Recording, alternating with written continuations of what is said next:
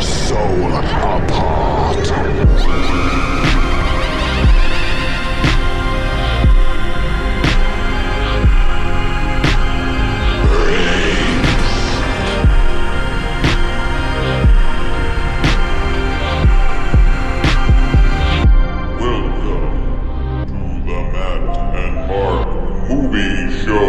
We're the Monster Squad.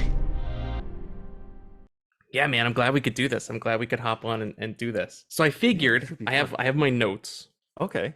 But I was like, I sent them to you because I was like, last night I was like, all right, I figured we should do this in the order that we did them in. Yeah, so I really thought, and I agree. remembered that was the exact order. And you know what? Hey, where's the live show? Wait, let me share my... Was it called Nightmare Fuel? Dude, I just felt my pants ripped just now. What the fuck is going on? Nightmare Fuel. What happened? You ripped your pants, man? Dude, I don't know what the fuck happened. I just put my hand in my pocket and I just put my hand in my pants and I ripped them. You ripped your pants? Mark ripped his pants. Oh. My pants are not ripped. Oh, good. Mark's pants are ripped. I don't know how. Totally I don't know why. And on that note, that feels like a good segue into our show. Hello, we're back, everybody. We're back from HHN, Halloween Horror Nights 31. Mark and I went to Orlando. Mark didn't rip anything the whole time he was with me on the trip, and then he went home and he ripped his pants. I thought of some quick, funny things. Like, I don't know if you realized this, but I want to point something out. So Mark and I went to Orlando for Halloween Horror Nights. We usually go to Hollywood, but we went to Orlando this year because we'd never been to the event. And we were there for, roughly 3 or 4 days. Yeah, I think it was like, 3 nights? Right? Yes, and guess what? You know what I realized? It didn't fucking rain once. Dude. You know how weird that is for Florida? I thought we would at least get caught in a storm. We never did. And the other thing that was great about it too, because we had just missed a hurricane, which we thought would like completely eradicate the trip. Yeah. Also, hearts go out to the people that it destroyed their lives. But in the context of us going to HHN, it was a whole other problem. It was crazy because I remember Florida being hot as fuck and uncomfortable, but we lucked out because it was like cool and it started to get hotter. Yeah. As it got, the trip especially went on. that first night, it dropped to like I want to say 60 degrees at night, Oh, which yeah, is I very was wearing weird my for Florida. jacket. And there wasn't one single fucking drop of rain. I was Thank amazed. I thought God. for sure Mark and I were going to be walking around Universal Studios with like ponchos and umbrellas. It never happened. Flooded. It somehow never happened. So if you're tuning in and you're unaware of what we're doing this week, Mark and I have been away. We've been out of town exploring Halloween Horror Nights. So we haven't watched anything new. We haven't watched Hulu's Hellraiser movie, right? No, We I haven't checked watched anything Werewolf by Night on Marvel. We haven't watched Terrifier 2. We haven't watched any new shit. We're not watching Smile because fuck Smile. We're not watching. We haven't watched any new shit because we've been out of town. So this is a special episode that's just going to be talking about Horror Nights. If you want to hear us talk movies and stuff, we're going to be back on that bullshit next week. This episode is a special episode. It's all about our trip to Halloween Horror Nights. So just so people know. So a couple quick house cleaning things before we start. I got a couple of extra birthday messages that just timing wise, I got them way after our Poltergeist party episode. So I'm going to play those a little later. So if you're one of those people, stay tuned. You'll hear your message later. And also we did a quick poll really quick before we do HHN. We did a quick poll, even though it's spooky season and we're doing all horror stuff. I asked people on Instagram, do you want to hear us talk about Black Adam? And it was a resounding yes, like landslide. So we're definitely going to be covering Black Adam. It'll still be a spoopy episode, quote unquote, but we're going to be talking about Black Adam. And Mark, I was going to see what you thought about this. I'm just going to do it live on air right now. Oh, shit. Fuck it, we'll do it live. We're doing it live. Mark, Black Adam would be a couple days. Our episode would be a couple days before your birthday. What if we celebrated your birthday with the Black Adam episode? And maybe terrible movie. maybe I already started some planning, and maybe we're already gonna have a guest. Oh shit! For your birthday. Damn. I'm not gonna reveal who the special guest is. If they're listening to this, they know. Curious. They know. Okay, so that's what's happening for us. Let's talk about HHN.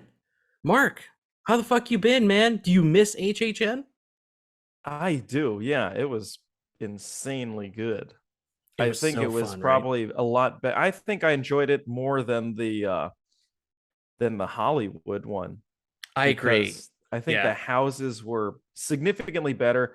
I remember being a lot more disappointed with the houses, and then we discussed that the scare zones are better in Hollywood, but Yeah, I we're think not it's throwing mainly shade at Hollywood. It's just yeah, that it seems like the level of haunted maze of haunted house in Orlando is leaps and bounds ahead of Hollywood. But Hollywood's scare zones, I think, are better. yeah. No, I agree So with it's that. a toss up. Yeah. Here's the one thing though, I think that I told you when we were there that puts Orlando over the edge for me is that there's no split level. So it just seems a lot easier to navigate and you don't feel Oh, like right. And you mean just for our wasted. You people know at what I home, mean? Universal Studios Hollywood has what they call an upper and lower lot. So you're doing a lot of traveling just to walk within the same Yeah. park. Like you have to go up 4 or 5 sets of escalators, and these aren't like little Sears escalators. These Oh are no. like huge fucking It's like escalators. one after the other. Yes, up the side of this mountain basically just to complete the park. And when you're doing that at HHN, it's kind of a giant pain in the ass because it just Because you're adds covering a lot of ground too. yeah. Dude, you want to talk about covering ground? I posted a story about this, but just on our HHN night alone, you're talking about over 5.5, 6 hours. I did over 15,000 steps, That was crazy. which Yeah. is nuts. That's how much walking is involved. But we survived. Mark and I, it should be known, we completed all 10 houses. And the way that we did this was we are brilliant strategists. No, we did this because we were part of the RIP tour, which is like By their the way, VIP Matt, tour. no, wait, I got to interrupt you. You, sir, are a brilliant strategist. If you have to go to HHN, Matt is your guy. Holy shit, this guy knows how to do this. He Thank you. found Wow. the RIP tour. He like knew the park. Like even after our guide had finished, he was like showing me around the parks. This guy knows this shit. So when Matt Oh, talks thank you. about HHN or Universal or any of the associated parks, he knows what he's talking about, and I can tell you because I've been with him twice, and it was fucking aw. It was the smooth. What's I could say probably the smoothest vacations I've ever had. Thank you for that. I'm Yeah. actually amazed because I feel like I've been to Universal Studios Hollywood way more than I've been to Orlando, but I Mhm. somehow like once I was in Orlando, I just knew where everything was. That And was I'm fucking usually nuts. shitty You with were like, directions. it's by the Minions shop and the Yeah. SpongeBob, and I was like, holy Like shit! you it's can ask there. you can ask the producer in the booth. I usually suck at directions, but somehow you The put me full in the beat. middle of Universal Studios and I know where everything is. I know where every side street is. I know how to get there. So thank you for that, Mark. But we were on the RIP tour, which is a fancy guided tour. You're kind of lumped together with another group of randoms. It's like what, 10 or 12 of you. You have a Yeah, tour something. guide. Actually, it's always been like pretty small, right? It's The it's 10 groups to you get are 12 pretty people. Maybe it's tiny. just 10. Maybe it's capped at 10. Yeah. But that's how we did it. Because our thing was we weren't going to be there that long. We were only there 3 nights. We wanted to make sure we saw every single house. This is the exact same thing we did in Hollywood. So we're going to take you through each of the houses. I'm going to tell you a little bit about them. And then Mark and I will talk about the house. And I figure maybe after we review all the houses, Mark, we would do like our little honors, like our favorite house, scariest house, best set design, shit like that. But let's get started, man. Our tour, this was a cute thing. Mark and I were both brave. We decided that we should take turns about who was going to go in first Yeah. to each house. So I had to go in first every odd numbered house, and Mark had to go in first every even numbered house, which was great. So that meant I started the evening and Mark closed it out. And I feel like, I don't know if it was just me, but I feel like you and me were the first ones into, for our group, were the first ones into every house. I want to say maybe 8 or 9 out of the houses. There's only one house we actually didn't go did in pretty first. good. Yeah. Yeah. And I I think think maybe- we benefited from that. Dude, you got scared. Like Matt got hit with a triple scare, which I Oh didn't my think God. was possible. I'm amazed that I didn't shit my pants. I'm also amazed because it's a good thing we didn't eat. we ate nothing. Dude, that was the strategy all along. If you eat nothing, you have no matter to poop out. See? You're just pooping air. No, by comparison, in Hollywood, we should say we went to HHN 29 in Hollywood 3 years ago. And I would say out of those 10 mazes or whatever, I really only was scared in 3 of them. 3 of them got me really good. Compare that to this year. I would say 8 of the 10 houses got me real good. And with like multiple scares, team up scares. There were scare actors who would focus on me, especially in one house we'll talk about later, but they would really focus on me and they kept getting me. Them, by the way, go through the little tunnels, and I was like, oh, they're going for Matt again. And you could see them going, like the little outline in the body. They had it out for me, man. I know. I was like trying to remember. I was like, was there a specific house where they targeted Mark? And I feel like you weren't targeted as hard. You got some good scares, but they weren't consistently chasing you. I think I got targeted more out in Hollywood. Yes, and then this one's the reverse. This one, you got it, dude. They got you a lot. They came for me. I don't know why. I don't know what the fuck I did. So our first house was Halloween. This is Halloween, Michael Myers. Now apparently this is a house that they've staged. Again, this was only our second HHN. But this is a house that they've done multiple times. Michael Myers has a huge presence in the Hollywood park, but he also has a big presence in Orlando, and they've done different takes on Halloween. This was the first time, I think, though, to make it different this year. They really just focused on the 1978 movie and sort of walking you through immersive recreations of direct scenes from that movie. And just so you know, really quick, I feel like very love of cinema on this. I'm going to give you the quick plot for each house as we go through it. This one says, Halloween, silent, merciless, relentless. There's nobody like Michael Myers, and if your Scream Squad is I hate that. They call them Scream Squad. That's if like you are ready. Scream Squad sounds fucking dumb. I don't like it. Basically, if you are ready this year, you could gather together and face the terror of Halloween from the very beginning. Mark, this was our first house. I was pushed through first. Yeah. By the way, it lives up to its word because you see Michael Myers a lot in this house. In the background, like you were mentioning, also through that hedge. Yes. Like he does feel relentless. And I'd say like, it's a bit of a spoiler alert. This is definitely on my top because holy shit, this one was like, it was a great way to start it, especially when you get to the end, which we'll probably touch on soon. I was kind of blown away because beforehand, like on the HHN subreddit and stuff, I saw people kind of like dismissing this house because they because they go to Halloween every year and they're like, I'm tired of Michael Myers. They were already shit talking it, and for me, who hasn't had that experience, this might have been my scariest house of the night.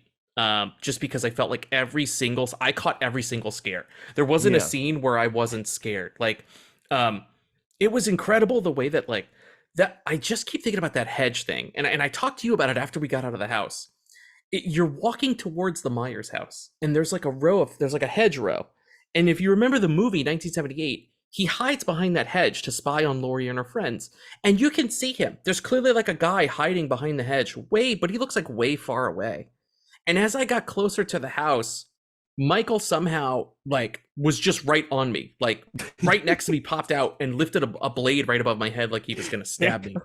And it scared the shit out of me. And we kept trying to figure out how they did it. Was it like a mirror? There was some kind of way that they quickly did that switch. You're totally right. I think they were doing stuff with mirrors because also at the end of this, there's like, you start walking through kind of like a fun house with mirrors, and some of them look like mirrors, and then you look into it and it's empty.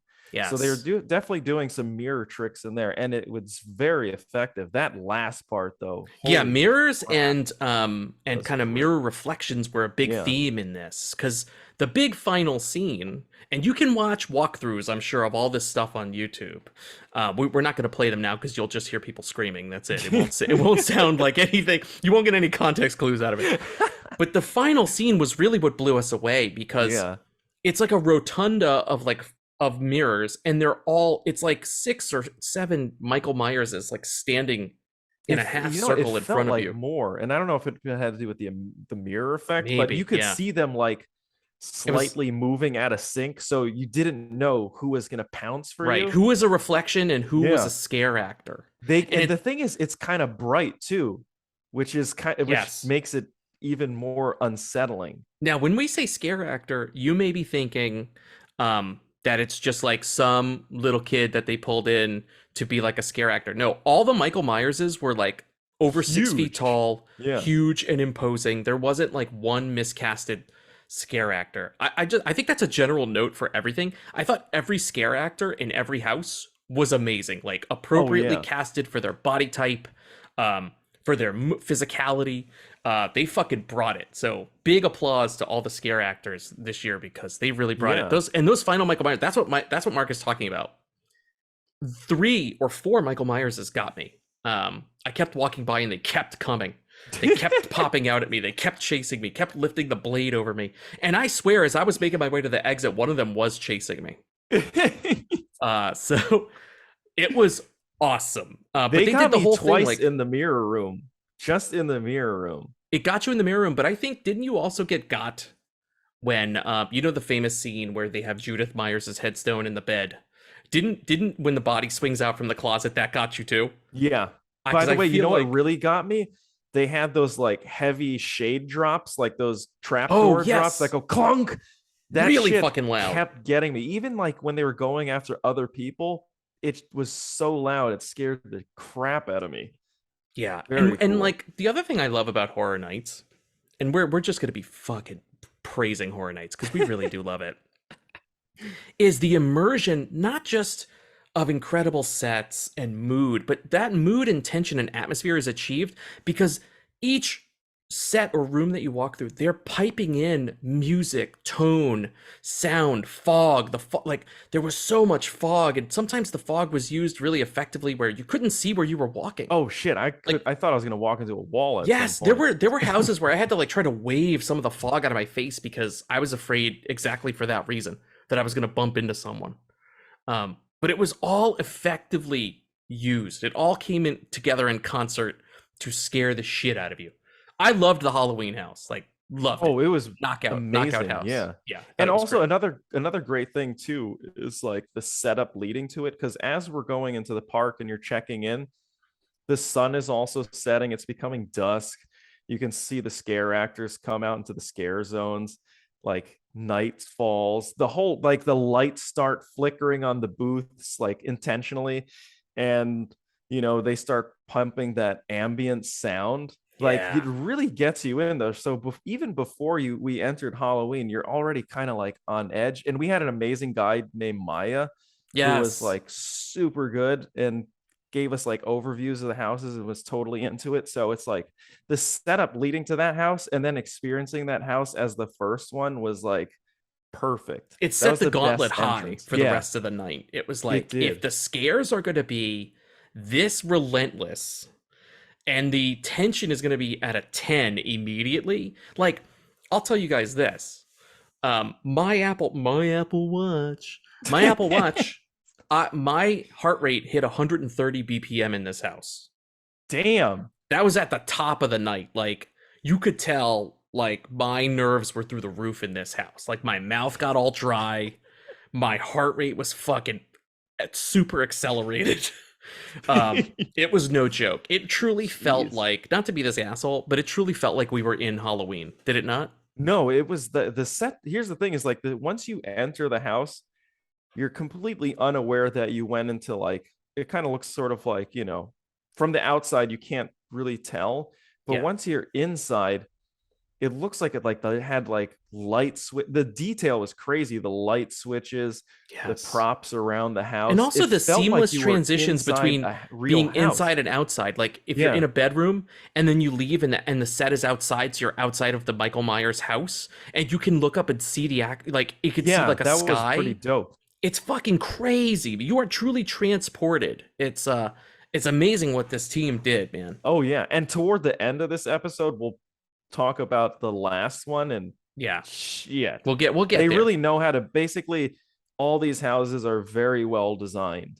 They're like fantastic. They look great. Well, there's a couple, but So before we give our big honors at the end, I figure for each house, when we're kind of wrapping up talking about it, Mark, we'll just give a quick thumbs up or thumbs down. So what did you think, Mark? Halloween, thumbs up or thumbs down? dude, I'm gonna give it like a double thumbs up. Dude, agreed. Big thumbs up for That me one too. was Halloween. freaking awesome. The next house we went through was called Hellblock Horror. Now, Mark, this is something I did not know, something I found out today. This was a very last minute addition haunted house because this was going to be an Evil Dead house. Oh, And I you guess can kinda Universal, see, right? yes, A little bit, right? yes, and I guess Now that you Universal mention lost it. the rights, or something happened fishy with the rights, and they had to quickly hurry up and create a new house out of the bones that they had with limited time, and I'm sure they had to rush some stuff together. So knowing that, this house definitely went up a couple points in my view because what they Yeah. were able to achieve was pretty impressive. The only bummer too about this house, the only other bummer is Mark and I at the end of the night we each got Halloween Horror Night shirts that had all the houses on them. It's kind of like, hey, look, you survived all these houses. And two of the houses are missing. One of them we'll talk about later, but this is the other one that's missing because it was such a Oh. last minute addition. Got it. So Hellblock Horror, this is the little blurb. This is the love of cinema blurb on this one. Enter a prison whose savage inmates are monstrous creatures. If they break free from their cells, it's a death sentence for everyone. Mark, you went first into Hellblock Horror. Yeah. Why don't you take this one away? I actually really like this one, and it's pretty surprising that it was they did a fantastic job. If it was indeed, if as you're saying, it's a last minute addition.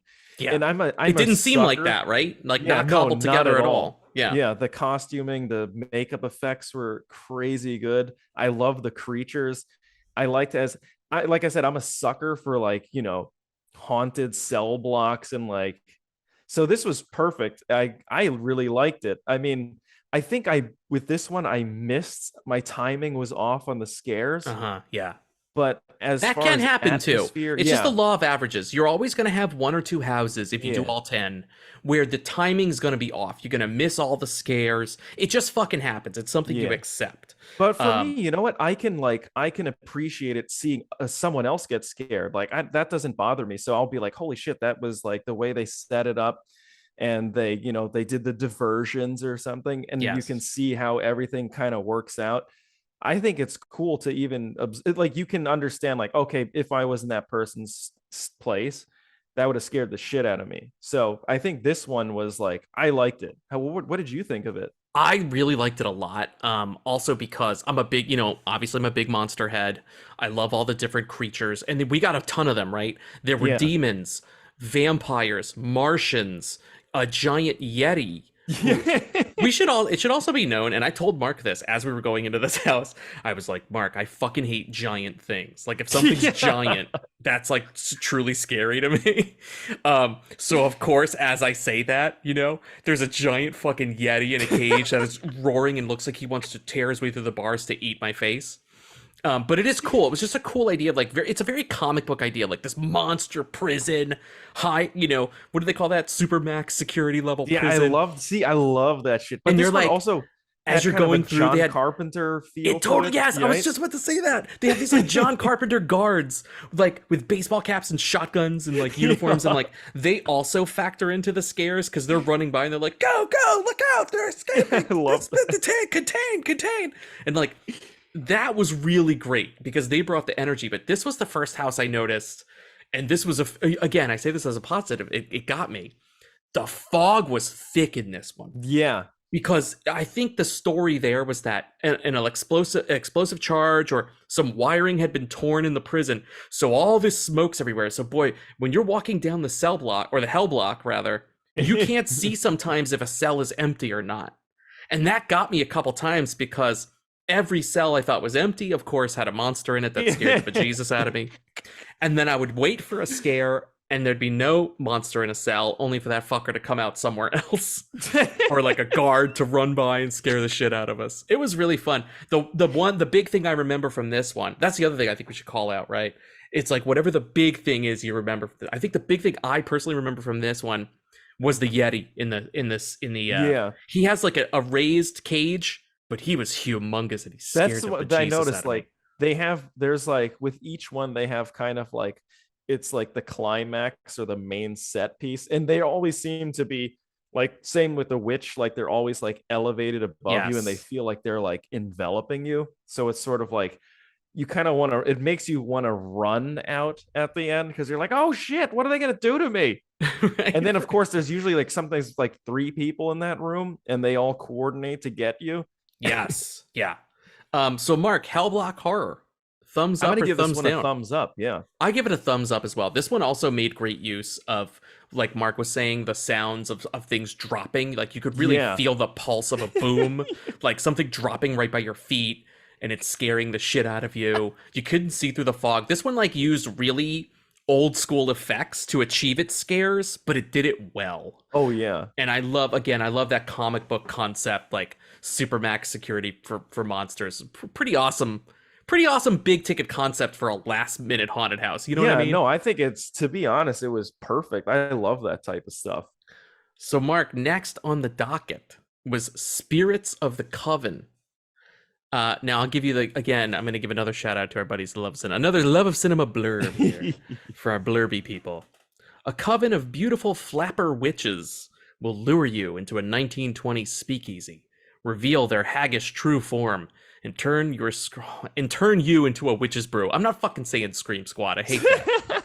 They're going to turn you into a witch's brew. They're running, these witches are running a speakeasy, and they're not just serving alcohol. If you catch my drift, they'll be cackling, you'll be screaming. I went in first to this one. This was the other big one of the night where I had like basically like a team up scare where like 3 scare actors converged on me to basically feast on my fear. Wait, we'll talk about the sets and all that shit in a second, but what Mark was touching on this a little bit before, right? There's this bit, you're walking through the speakeasy and you're descending deeper into the levels of this 1920 speakeasy. You know, they're pumping the flapper music, and you've got prohibition style bouncers like, what's the password? You got those kind of guys there, right? Bartenders and stuff. And some of the flapper witches got me. There was like flapper witches that had their backs to you, like they were making out with someone, and they would turn around and they were either like hideous sea hags, or they would turn and someone's like, yes, they were like stump. ripping someone's throat out or something. But the thing that got me was as you descend deeper underneath the speakeasy, it feels like you're underground in like a basement, and you're seeing all the bathtubs where they make the bathtub gin. But there's this room you enter that has these glowing runes on the walls. And there is this disgusting looking witch who's like almost like this, like a faceless, not faceless, but like her face is just wrinkles. That's all it is. There's no eyes, mouth, nothing. It's just this blob on her face. And she scared the shit out of me. And as she was scaring me, 2 other witches pounced on me and scared the shit out of me. And Mark saw it all. Mark, what did it look like from your point of view when I got triple It scared? was just like you're going, you know, when you see those like soldiers running through a minefield and there's just like shit blowing up all over. It was the place. like 1917, and I was just that guy that kept getting shot. Is that what happened in Spirits of the Coven? That one was actually.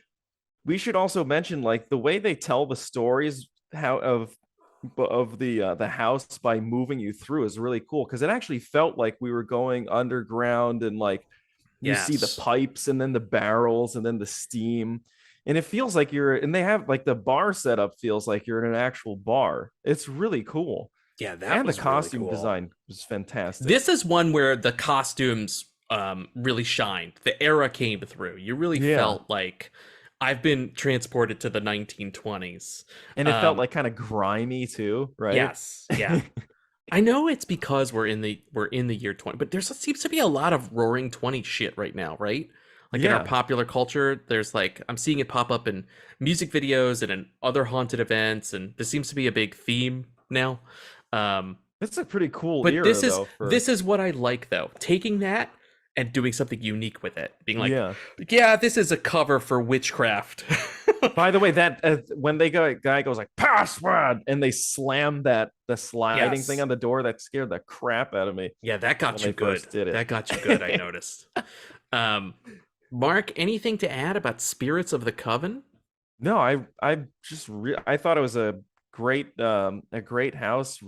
Set design was beautiful. Storytelling great. I definitely liked it. What did you think? I really liked this one because I was fully immersed. Like, I think in Hellblock Horror I was very conscious that I was in a haunted house, just I think the way it was laid out. But something like Halloween, where reality kind of blurred into the fantasy. I had the same effect here, I think, because as the deeper you were going into the witch's speakeasy, like you said, everything comes together. The basement, the dank feeling, like you felt like you were moving further underground. Yeah. All your senses are like really attuned to that. And when that main witch came out, like on her pedestal, that was cool. it was such a great effect. Like it really was to me like a super immersive house, and I really enjoyed this one a lot. I'm gonna give this one a big thumbs up too. Oh, cool. Excellent. It should be I give known. a big thumbs up too. Yeah, that we are really gonna be giving almost everything a big thumbs up, except for one or two things. Okay, I'll just say that it's not just gonna be a sea of thumbs up. Okay. By Mark? the way, did Spirits of the Oh. Coven, one last thing, was like it had a very like Neil Gaiman It did. feel to it. Yes. Like I don't know if you've read Neverwhere, where they had like Yes, I've read there's, like, Neverwhere. the angel trapped in the church underground. That's what it felt like when you get to that Oh, final yeah. chamber of the witch. It's like it's bigger. She's on this platform. Very cool. Yeah. Anyway. And I just love the makeup effects in this one. That witch had such a unique. It was almost like in Prey. You know how the new Predator's face helmet has that weird like faceless look? That was how that main witch kind of looked, but it was her tissue. You know what I mean? It's almost like Guillermo del Toro style design, yes, right? Totally. Yes. Like that fucking white thing in Pan's Labyrinth, right? With the hands. It was reminding me a little bit of that. That's a good call. Yeah. So there you go, Spirits of the Coven. Next up, Mark, we went to the Horrors of Blumhouse. And it should be noted before we talk about this one, two things. One, the Horrors of Blumhouse, each house is located in and around other existing attractions of the park. And this one was located where the Fast and Furious ride is, because you had to enter through the Fast and Furious car garage, which is ridiculously cold. So if you're standing in the humid Florida heat, even at night, it felt amazing to walk into that stupid Dom Toretto's garage. Thanks, Dom. Thank you, Dom, for this You got amazing the air hookup, conditioning. man. As we were waiting to go inside. So the Horrors of Blumhouse. Here's our blurb. Get ready for a blood-curdling double feature of Blumhouse horror. As you, I'm not fucking saying Scream Squad, as you face a ruthless serial killer in Freaky and an evil kidnapper in the terrifying Black Phone. So this was basically, it was two houses in one. And it started with Freaky, which is based on the movie with Vince Vaughn. And it ended with the Black Phone, a movie we've covered on this show with our buddy Tommy Nuggets, with Ethan Hawke as the Grabber. Mark, you went in first to Horrors of Blumhouse. Take it away. What did you think of this one? Actually, now that I'm thinking about it, I actually remember seeing Freaky. It's a good and movie. I really liked it. Yeah, but Freaky's good. The house was awesome. I really enjoyed it. I would say of the two, I'd say they're equally as good. The one thing I didn't like about this one is they didn't have the staircase for the Grabber. It was kind of cordoned off. So it just looked, weird. And the Grabber also was not a real person. And I think they had a missed opportunity to just have a scare actor. He wouldn't even have to do anything. You would just have to see him breathing and slightly or grunting moving. or just kind of fidget for a second to scare the shit. Yeah, like I agree. And I found this happened in both Freaky and the Black Phone house, was that there was a scare that was blatantly set up to make you think, oh, that's a person, and it wasn't. And when it was just a mannequin, it sucked all the energy out of the scare. In Freaky, it was when we were walking by the mascot, that like giant beaver that was seated on the bench. Do you remember that? Sort of. We walked by this giant walkabout character, like a giant football mascot, and it was like a beaver, and it was seated on a park bench, and it looked like it was dead, like just laying there. And I was like, somebody's got to be in that thing, and we're gonna walk by it, and they're gonna fucking jump out, scare the shit out of us. And the anticipation of that, of walking by that thing, and then when nothing happened, I just kind of laughed. Do you remember me like kind of laughing and pulling you aside for a second, going like, did they miss something? Like, was there supposed to be someone there? Was it a mannequin? It was definitely a mannequin. There was no one in there, because they did the same exact thing with Black Phone, and it was the scene that we were most excited about. Because in the movie, the Grabber is seated upstairs in the kitchen, waiting for the kid to come out. so that, and he's fallen asleep, so the kid has to sneak by him. It's one of the most tense moments in Black Phone. Shout out to our Black Phone episode. You should go listen to it if you want to hear us talk more about it. Okay. That was my Micro Machines way of giving you that promotion.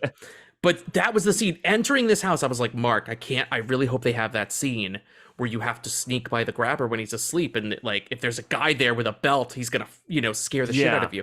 And there it was, right? We saw the scene. You and I both tensed up immediately, only to realize it was a mannequin. Yeah. And that was kind of a bummer. And it felt like a smaller mannequin too. Yes. So it just didn't have like, it wasn't any Ethan Hawke presence. sized. Yeah. It felt weird. Like the proportions were a little odd.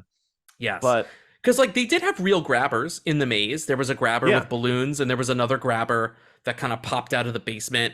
And we should say, you know how the grabbers' masks change in Black Phone? They did that in the maze as well. Yeah, that's what I was cool. about to say. The costuming and the those props looked really great. That especially, I love that they used the multiple masks, because you see him so many times throughout. I think it definitely felt like he was very present in that maze. He was definitely present. Yeah, because he would I got caught a couple times. I don't think there needed to be more grabber or more freaky, whatever that guy's name is. They had an appropriate amount of them. It's just like the two biggest scares I think that could have come out of this house are just sucked out because they're mannequins and they don't do anything. And it felt weird because it was sort of like, okay, if you could put all those, if you can put all those Michael Myers in that last room, you couldn't get just one person to. You're sit definitely in a not chair. short on scare actors. Yeah, put a scare actor in that grabber scene in the kitchen, for God's sakes, and scare the shit out of somebody. It's just like waiting there. Do you remember when he falls asleep and he's kind of like snoring? Can you imagine if there was just someone there just breathing heavy or snoring as like a real person, and you're just walking past that? That makes the hairs on the back of my neck stand up. Jesus Christ. That's what I'm saying. That could have been such a major scare, and it's just wasted. But I mean, there were cool things. Like there were some great lighting effects, especially in the freaky one, because in that movie, when they have the ceremonial dagger, which is how they swap bodies, there's that great lightning flash. There was a lot of lightning in the freaky portion, and they would use that for the freaky man. What's his name? The Butcher. They would use that for the Butcher. I would call him the freaky man. There would be a lighting change for the freaky man to pop out of a shadow, and that was pretty cool. But yeah, just there were like two big wasted scares in this house. Yeah. But I thought this was still a fun house. I had a good time with it. I'm such a big Black Phone fan that it was still a thrill to walk through. That's still my favorite horror movie of this year. Yeah. I love that movie. Really connected with me in a big way, and it was cool to walk through it. They definitely captured the atmosphere of it. Like, oh yeah, dude. They had a 70s dad come out and beat our asses. He made us drink Yoo-hoo and mow his lawn.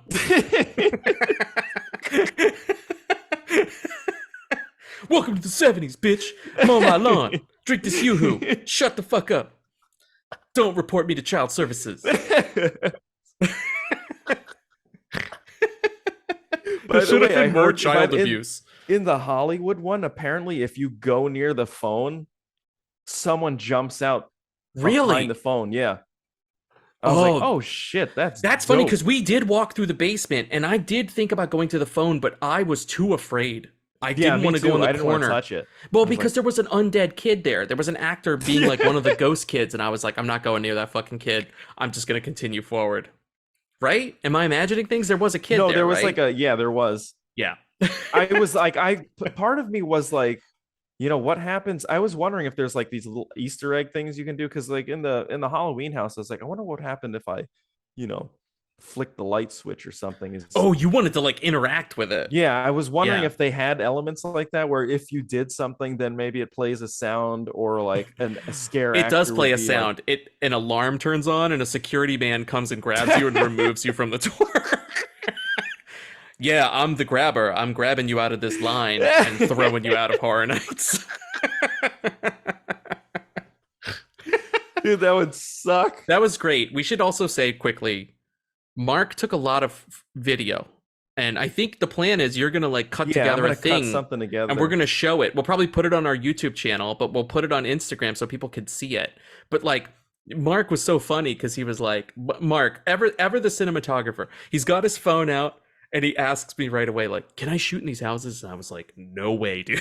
Like, if they catch you, they're gonna throw your ass out. Like, they only allow that for like big time streamers on media night. You do that crap now, they're gonna pull you out of this line so fast.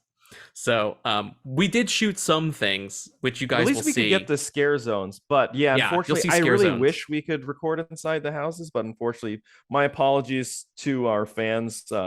It's unfortunately it's a no-go. Banned. It's from what they HHN. refer in business as a non-starter. It's a non-starter. We're not even going to discuss it.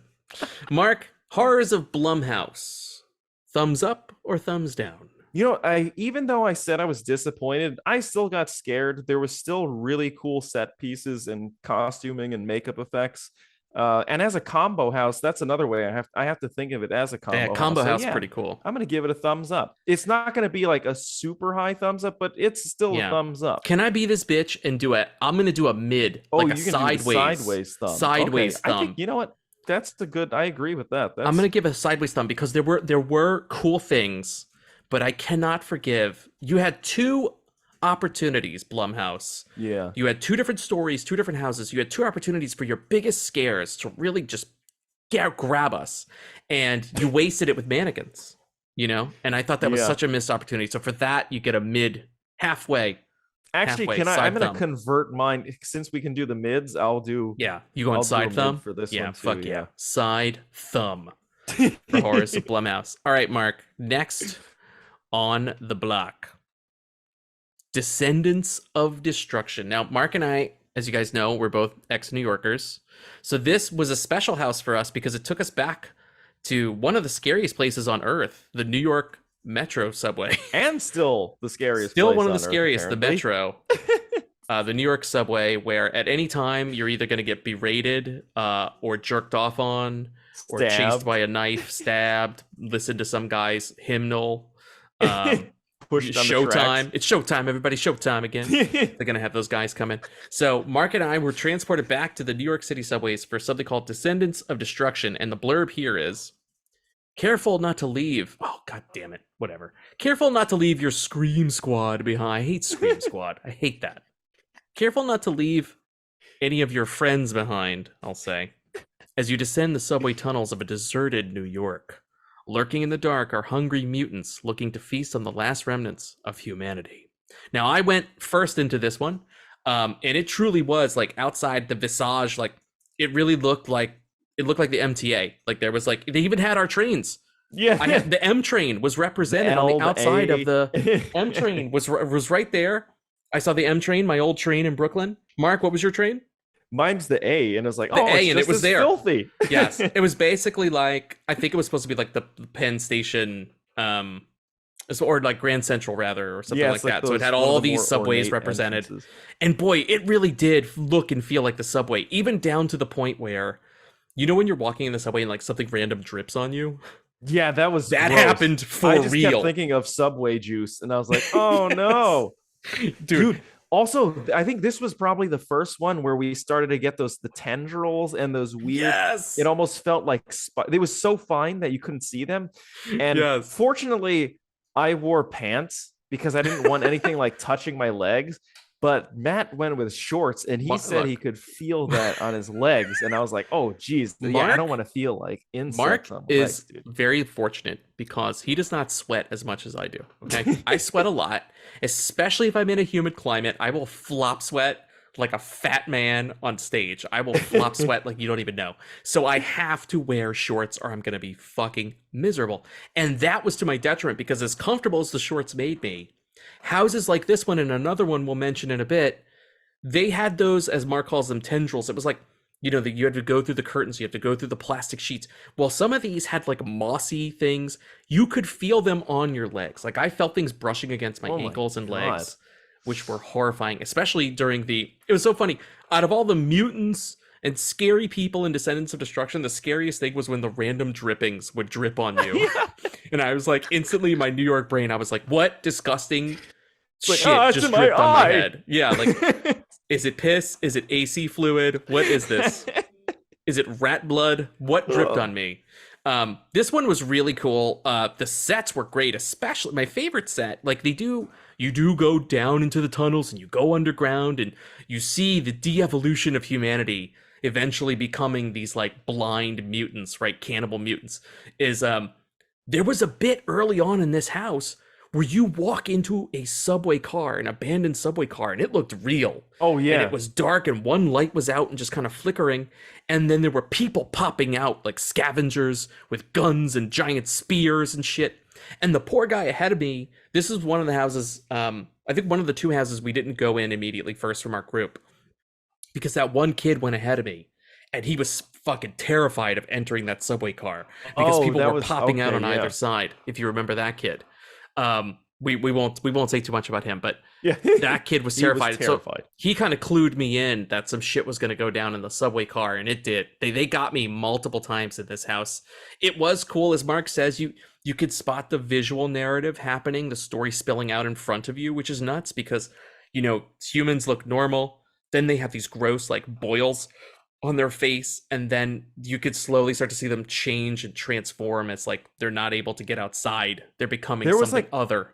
Lots of like mushrooms, right? And like the people devolve into these like fungal creatures. Yes. But that's great. Yeah. If you played the game The Last of Us and you're familiar with the clickers, they kind of look like that. There's just kind of these like hard fungal shapes, like it's been growing out of their skin and their heads. That's a great way to actually describe it looked cool. Like especially that was by like the one end, of my favorite houses when they were fully like transformed. It was awesome. And this they was had also the black light effects too. Yes, this was also one of the first houses too that had something from overhead. As you were walking down a hallway, there was like a mutant arm coming down to grab you. And that fucking thing scared the shit out of me. Mark, anything to add about Descendants of Destruction? What was your big takeaway from this maze? Like I said, my favorite part is like, this is another one that has that old school John Carpenter feel to it. Like it feels very nighttime, grimy. It's like Precinct 13 and Escape from New York. Yeah, that's perfect. The fluorescent lights, it kind of has this like greenish bluish tinge to everything.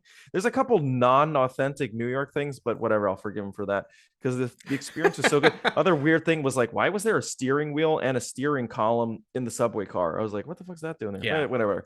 Anyway, this one is awesome. I thought it was like, it definitely captured, that's what I really liked about it. It captured the feel of being in the subway rather than it being like, it's a haunted house, Yes. It especially that bit in the subway car. I think that was my big takeaway bit, was walking through that crowded subway car. You don't know who's waiting for you, if that is a dead body or a person that's going to jump at you.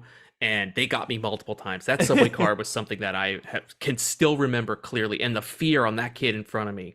Yeah, that guy was terrified. Because he made me even more scared. You know what I mean? Seeing his fear. Because he was like legit afraid. He was fucking terrified, that poor kid. Yeah. But also the other cool thing was the guy frying steaks there. And he was just like, we were so hungry at this point, and all those we were like, can you give us some of that steak? I don't care if it's a body part, rare human leg. I don't care if it's a rat burger. We were so goddamn hungry. At least somebody was eating. We forgot to eat. At least the cannibals got to eat that night. God damn it. We're walking around like two high school girls not eating anything. So there you go. Mark, do you give a thumbs up to Descendants of Destruction? You know what? This one's getting a double thumbs up for me. I really like this one. I'm giving this one a thumbs up as well. I really enjoyed it. Just for the sheer scope of it. Yeah. You truly felt like you were walking through the de-evolution of humanity, right? Oh yeah. That's what I loved about it. Really awesome. So cool. Our next house, so each year there are also kind of like some funny satirical houses. Like the year we went, there was Killer Clowns and Ghostbusters. And while there were scares in those houses, and they were awesome, the Killer Clowns is my favorite HHN Hollywood house that I went to. Yeah. Just because it was so cool to walk into those sets and movies. But they always have a silly house, right? Something that makes you laugh. There are scares, but it's more designed to just be like, hey, look at this wild, wacky experience you're having. And this next house, I think, was the only real house that was semi-close to that. There were definite scares and gore and body horror, but it was meant to be satirical. And it was called Bugs Eaten Alive. I'll give you the blurb, and I'm going to let Mark take it away because Mark went in first to this one. It says, "These bugs are out to exterminate you." While touring in 1950's home of the future, you are going to be surrounded by a slime of bugs everywhere as hordes of many-legged terrors descend upon you and your friends. You'll be dropping like flies. Mark, what did you think of Bugs Eaten Alive? Okay, so of all the houses, this one probably had my favorite intro and perhaps some of the best casting because it's supposed to be 1950s atomic age. So it's like, your intro to this is like they install these machines that are supposed to kill these bugs, but unfortunately what they do is they actually multiply the bugs and make things worse, but you get these bursts of like fog coming from these machines that are busted. So your intro to this is like a housewife, and she's kind of like giving you the tour. She's smiling. She's like very prim and proper, and she's like kind of motioning you to enter this house. And it's such a cool intro because it definitely feels like you're in the 1950s. She looked like a character from She a did. 1950s She looked movie. like fucking Lucille Ball or something, right? It was Yeah. awesome. Great And casting. So you get funneled into this house, and as you're going in, it's like the small bugs, and you get the roaches on the wall, and then the deeper you move in, you just see the bugs. They just start getting bigger and bigger, and of course Matt doesn't like it when they're huge, but what do? They keep getting even bigger. There's like these little larva guys in the corner. Yes. Huge. We joke that they look like giant fleshlights. They were coming out to bite us. And then of course there were giant roaches and giant Those things were spiders. massive. They were huge, but they did look it sounds silly, like it sounds like something out of Matinee, like the movie Mant in Matinee, like the bug guy. And in that Joe Dante way, they do look like that. Like they're guys in costumes with bug, mandible masks and giant, claw pincers for gloves. But like in the moment when you're walking by those machines, as Mark said, that are spraying the bug spray, but is actually just fog, and you can't see, and your senses are all fucked up in the room, and then a giant roach man comes out at you and that guy screams was in your big. face, it scares you. Like, you know what I mean? And the one thing I liked about it too is like that 1950s aesthetic keeps going even into the bug designs, and they feel like also like from a 1950s comic. Yes. Yeah, They it felt look like Mant. cool. It felt like Mant to me from Matinee, which I love. But it all felt very Joe Dante. I say that as like a compliment. Yeah. And Mark's 100% right. The casting was bang on. All the 1950s personalities they had in the house were great. The giant bugs were fucking terrifying. I hate giant shit. And the body horror on some of the people Yes. that were Because they were sort of poisoned, right, by Yeah. the bug spray, and they were had, like, mutating these, like, too. holes in their skin. Yes, Oh. but it was great too because like when you walked in, you heard that like dun, dun, dun, dun, dun, kind of Yeah, the 1950s infomercial music, Like, very atomic upbeat, age. everyone's like smiling, like It's like fucking "Yay!" Engelberg Humperdinck shit. Yeah. And then a giant bug man is like ripping a man's legs off. It's pretty fun. It You know felt what- as close to being like, hey, we're walking in a 1950s sci-fi black and white movie. That's what this felt like. Yeah. But you know what, to be honest, I would have loved to see this. I'd love to see this as a horror film. That would be so Yeah, cool. it'd It be was such a great. dope environment. It was like I kind of didn't want it to end. I really liked it. And just like Descendants, this had to be Maya, our brilliant tour guide. But he paired these houses well together because, as Mark Yeah. said, I felt stuff on my legs in Descendants of Destruction, and I also felt bugs all on. Like there were hallways that are pitch black, and you can't fucking see what's going on in this house, and you can hear bugs swarming. Oh, and they have crawling the out of dim holes. windows where you can actually see all Yes. those like And bugs. skittering dude, I around. could feel what felt like bugs, which I'm sure was just like air or fiber or something. I could feel bugs on my legs and ankles, like as we were running through. There was a part I just know I was running after Mark because all I could see was the back of his shirt. Like, I Oh, was that like, long hallway.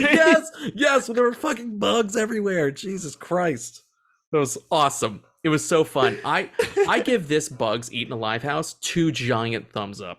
Same here. Yeah. Yeah. 2 big thumbs up for me for this one. Their IP stuff is dope, actually. Yeah, and we should say that's the big difference between Hollywood and Orlando. Is Hollywood is more focused on, and I love this too. Like they're more focused on riding the movies, quote unquote. Like they want to restage horror movies and have you walk through moments from those movies, and that is very cool. Like I said, Killer Clowns, Ghostbusters, right, shit like that. Yeah. Orlando is known for the original ideas, and you just can't beat it because you have no frame of reference. Yeah, there's nothing to. You don't know what to expect either. It's sort of like the playing field is wide open. They can fuck with you with anything, and they have some of the best creative minds in the world. So, and they really take advantage. Like I really love the original. It's the cool thing is you don't think of it as like IP as half-assed. Like, oh, this is not like a property that's a franchise, so they're probably not. No, these are at just as good and in some cases better than the branded ones, like the specific 100%. Franchise branded ones, which is 100%. Crazy. Yeah, because there's no movie right now where giant bug men rip a man's legs off, and there needs to be, frankly. And by the way, it also felt very Tim Burton, you know? Yes, a little Tim Burton, but mostly Joe Dante. I kept getting like big Joe Dante vibes from this house, which I loved. So I'm all in for Bugs Eaten Alive. I thought it was great. Our next house, and I'm not going to speak for Mark. I'll just speak for me. It's my first disappointment. We talked a bit about sometimes inevitably, right, law of averages. You're going to go into a house and you're going to miss the scares, or it's just not going to connect with you. And this is one of those cases where both of those things happened to me. I'm talking about The Weeknd After Hours Nightmare. The Weeknd, the music artist. Now, apparently this house is based off his music videos, of which Mark and I have seen neither, so we have no context for what we're looking at. Our tour guide described it to us. I want to say his description first.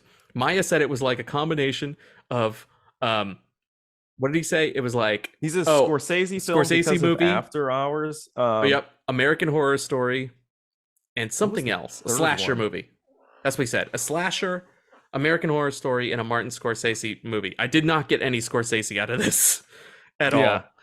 If anything, really. It reminded me more of like Miami Vice or something. That sounds weird to talk about with a haunted house. So The Weeknd, After Hours Nightmare, this is the blurb. You love his music, but can you survive his mind? The Weeknd is about to stalk your squad. Through this haunted house, a surreal living nightmare from his After Hours videos. His nightmare is now yours. This one I went into first, and I did not like it. I did not like it because an amalgamation of the best stuff from the other houses, but poorly implemented. Yes. They were like, we need to have a big set piece, like in Halloween, where there are multiples of the same character surrounding you, and you don't know who's real and who's going to jump out at you. But let's do it shittily.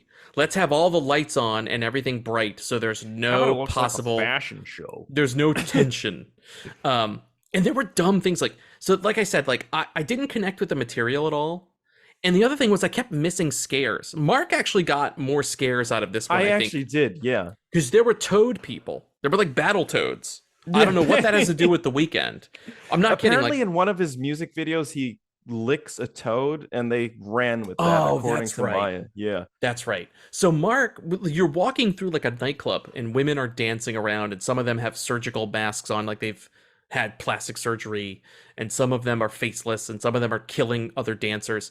And then we entered this other like green room area, and frogmen, like giant battle toads with like blazers on would jump out and scare us. They scared Mark.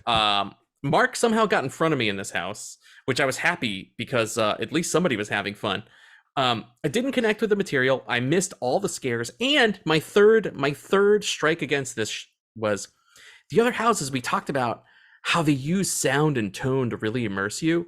And I'm sorry, The Weeknd's music is not scary. Exactly what I wanted to say. Yeah. And his music is too chill and poppy. It's cool and fun. And they're piping the Weeknd, different Weeknd songs into each room, because I guess each room is themed to that song.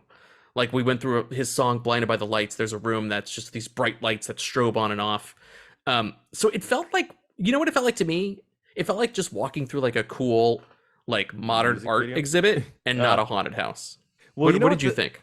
Here's the thing. The reason why you and I couldn't get really like, oh, you're first, or it was actually one of the houses that was very wide.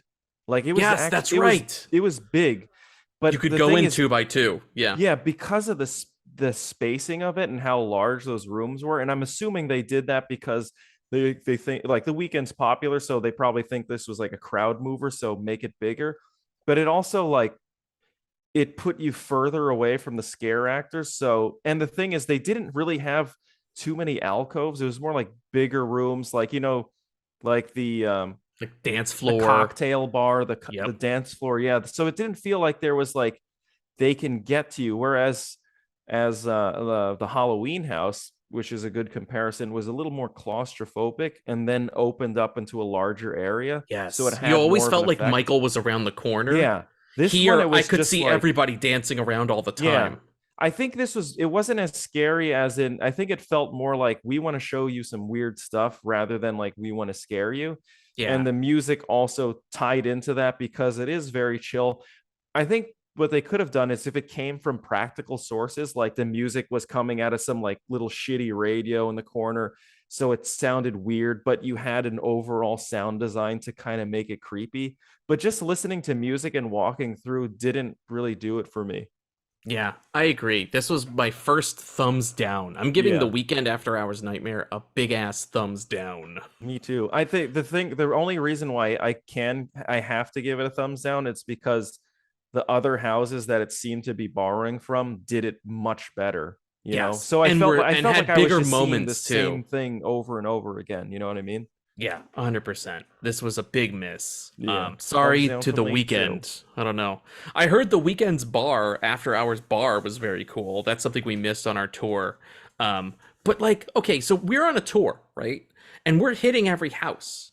But could you imagine if you just went to like general admission and you waited 2 hours in line and the only house that you could complete that night was the Weekend After Hours Nightmare? How pissed would you be? Yeah. Well, even at the start, it was like, what was it? Every time we walked past, it was like 85 to 95-minute wait.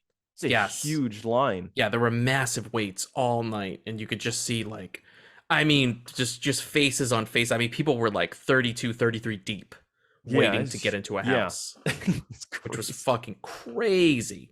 So yeah, there you go. Our first big disappointment, the Weekend After Hours Nightmare. Mark, next up, Universal Monsters Legends Collide. Yeah. It's the Wolfman versus Dracula versus the Mummy. If you thought one Universal monster was scary, how about 3? Summon your scream squad, because you're about to get caught between the Wolfman, Dracula, and the Mummy together for the first time. Mark, this is one I wanted to quickly point out before we delve into this one. This is a 2-part house, where one part is in Orlando and there's a completely different part in Hollywood. So even though Hollywood has a Legends Collide house, their story, their sets, everything, even the outcome is different than the one that we saw in Orlando. I'm not sure which is the part 1 and which is the part 2. I think we were the part 2 because it has a pretty definitive ending, I think. Yeah, I think you're right because I watched a little bit of it because I was curious and I saw the you're right, it's more like Dracula centric. Yes. And it's like his warehouse and such. I think to be honest, we got the better house because as soon as you step into this one, you're greeted with like, it feels like you're an adventure in Egypt, you know, very much the Mummy. Yes. And there's this huge like sandstone statue of Anubis when you And it walk in. towers, it looms it's over massive. you. It doesn't- It's huge. It doesn't feel like it's made out of foam. It feels like it's made out of stone. It feels like it has weight, and it feels very accurate in terms of the proportion. Like when you go to the Met Museum and you go to the Egyptian section, like this has it doesn't look like some weird fake Hollywood version. This one, it looks great. Like it feels Yeah. like you're in this like, 1940s environment where And you know what else helps it exploring too? the tombs. Is the atmosphere. Because when you walk into this house, you're immediately transported. Yeah. Because you look up and you see a moonlit Egyptian sky. It feels like you're outside on a dig. There are torches lighting your way underneath the Anubis, leading you forward. And I'm not fucking kidding. I felt like I was in the Brendan Fraser Mummy. Like right Yeah, away. I felt like I was exactly. inside the Mummy movie, right? I think this is the first one where it felt like bigger than the other ones. Where Yes. This the was like intro to it was set like design. Yeah. Right?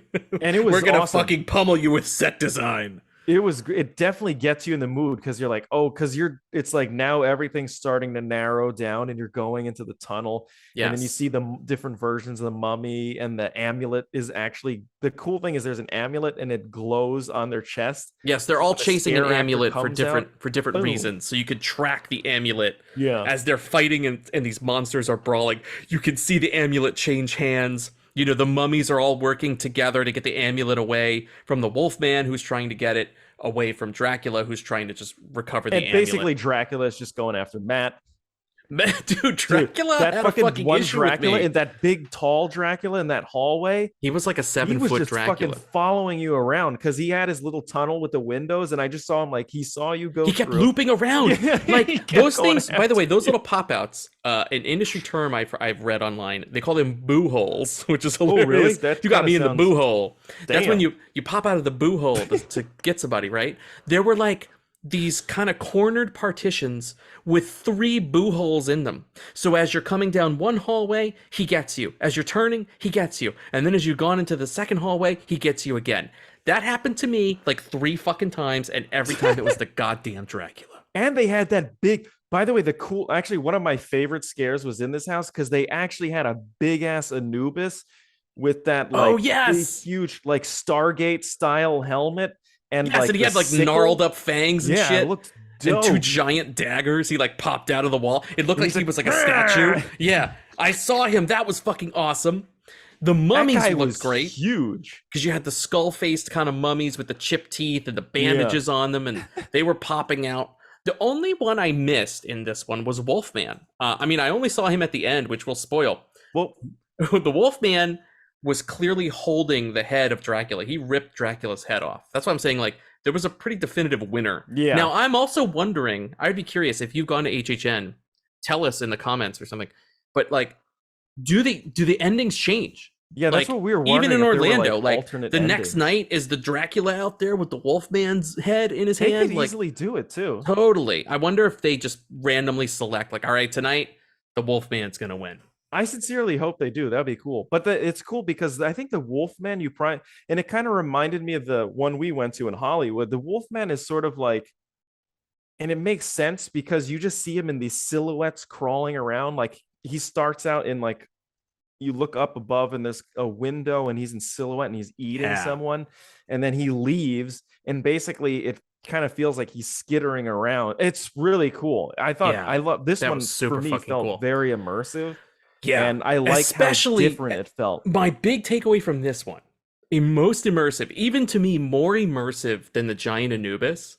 There's a crazy hallway where Mark and I were running as there were gunfire happening. Like they simulate these soldiers trying to shoot mummies, and you're going down this black hallway. You could feel the air pressure shooting out like 40x, and we were running as gunfire was happening all around us, and then mummies were getting shot down. It was fucking crazy. That was You know like the what? thing I keep thinking about.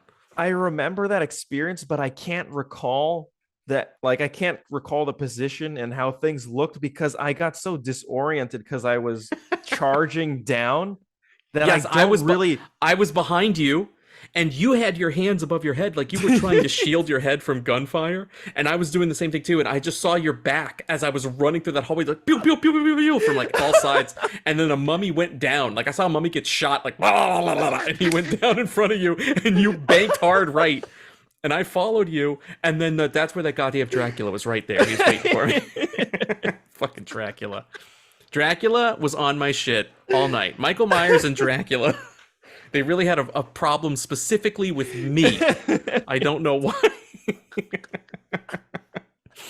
This house was a blast. Also, you guys know I'm in the bag for Universal Classic Monsters, so I loved this house. This is one of my top houses that we'll give honors to. You'll hear me talk about it again. Big ass 2 thumbs up from me on Legends Collide. This I is a loved 2 it. thumbs up plus most definitely going to be in my top 3. Yeah, dude, it's this is awesome. It's super fun. I see awards in this house's future. I'll just say. Next up, it pains me to say this as a member of the Hispanic community. We got a house. It's called Fiesta De Chupacabras, but unfortunately, it's not any damn good. Here's the blurb. Visit a Latin American village where the legend of the creature Chupacabras is celebrated with a colorful fiesta.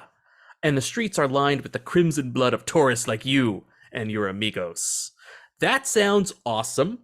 I wish that was what we got. Here was the problem with this house, and I really can't tell you, like, all I remember about this house is that it had no scare actors in it. It felt like it was, we were there during closing time. Yes, or like a changeover, like a shift change. Yeah. Like, okay, scare There's actors an from out to Team lunch. A, right? They got to go on break. In the boo hole. The Chupacabras like be back in 5 minutos, right? Like, He's eating a sandwich. it's just one of those things. Like, again, this wasn't a case of me mistiming and missing scares. There were just no scares. Like, No, I would pick walk into through those. Yeah, there's nobody in there. Yeah, there were clearly supposed to be like scare actors, like villagers or a chupacabra or something there. Nothing was there. I think you got scared once, and I think it was you were only scared because you're like, oh shit, someone's working here. Yes, yeah, dude, I got caught off guard. Not scared. I got caught off guard because a villager with like a giant Legend of Zelda Majora's Mask jumped out at me, and he was like, you know, like really mad at me. Well, then here's the problem with this one. They mentioned fireworks, and Matt and I were talking about how cool would it be? They have all these neat lighting effects and Hollywood effects that I could employ, and just have it lit by like firework explosion, and then that slowly fades to black as you walk through. That would be great. This one was really bright. The town kind of felt, you know, a bit. It didn't feel like a town. It just felt like hallways. It felt like a set. Yeah, and not in a good way. I agree with you, and it was just like, I don't know. I think this one could have used a lot more work. I'm actually surprised that Hellblock was a last minute. This felt more like a last minute addition. Fucking A, man. Right? This felt like a last minute house. This is what a last minute house feels like. Hellblock Horror puts this house to shame. Yeah. You know what I mean? There's just no scares in the Chupacabras house. It's such a fucking missed opportunity. There is, we should say, they do some cool puppetry. There is a Chupacabra that comes out a couple times, and he looks cool. He looks a little like, remember Toka and Razor from TMNT2 Secret of the Ooze? Yeah. That's what he looks like. He looks like Razor, the wolf. No, the design was cool. He looked and the cool. villagers looked, the few villagers that were there looked We got cool. 2 villagers. That's basically what we got. All 2 of them look great. So Chupacabra's house, I don't know if you guys need to like minimize your break time or like you just need to put scare actors there, man, because That's where the scare. Wait, miss. this is where if the scare actor has a bathroom break coming, they're just like, oh, put them in the Chupacabra house. They're like, oh yeah, they can go away and no one will care. Yeah, they will not give a shit. Sorry, my cat is now freaking out at the mention of the Chupacabras. Here's An the animal problem with feels this one, though. Like, you didn't get a sense of the story. Like the other ones, you get a sense of the story, or there's like a creature tracking you. This one, the Chupacabras did not feel like they were following us around, or it was just like we went to some boring village and then that was it. We went to a boring high school play where there was like a Mexico set. There was some kind of flashy lights for fireworks and no Chupacabras. Yeah. That's what it was. And you know what it did? Because we were so goddamn hungry because we didn't eat. It made us both want tacos. That's I what know. It did. God, I really want. It was like added insult to injury. We both wanted I know. tacos. I was fucking starving. By the way, I have a question for you, because I don't remember this. If I'm recalling properly, it didn't feel like this one had that, you know, that end set piece. It was there was no big finisher. Exited. There was no big climactic set piece like, oh, the Chupacabra is coming. Yeah. You know, like, he leaps over the thing. Nothing. It was just like, how cool a Chupacabra comes out of a boo hole. Yeah. A Chupacabra comes out of a boo hole. That's it. It would have been cool if they, like, you know, because everyone thinks like Chupacabra's small. If they just went with, oh, it's actually fucking huge. That's what I'm saying. Like, they and should all have the gone little ones like you were seeing Razor was just from in the Secret of the distance. Ooze. Like, he should have been out mobile, like towering over you instead of just poking out with his furry face from the wall and shit. This is a big thumbs down. This is a thumbs down I'm gonna for give me. this I'm one a sorry. double thumbs down. I feel bad. I'm sorry. As a Hispanic dude, I feel really bad giving Chupacabras a thumbs down, but it's just not there, man. It's not there. I will say, in my defense, I have heard great things about the La Llorona house in Hollywood. I've heard it's the best house there. So maybe they used all their magical Latin points for that one and not for Chupacabras. I don't know what happened. It's like they did not. Wasn't it Hispanic Heritage Month too? Like, yeah, we deserve better. Goddammit. Yeah. All right, Mark. This brings us to our final house of the night. This is house number 10. Mark went in first for this one. I'm going to let him take it away. I'll give you the blurb. It's called Dead Man's Pier, Winter's Wake. In a New England fishing village, undead fishermen emerge from the waves to seek their revenge. You and your screamy squad may have escaped their hooks in the scare zone. Now they'll reel you in and drag you under. So I guess Dead Man's Pier started life as a scare zone a year or two ago, and it was popular it got morphed into a house. That's happened a couple times. So here it is. The house of Dead Man's Pier is called Winter's Wake. Mark, what'd you think of this one?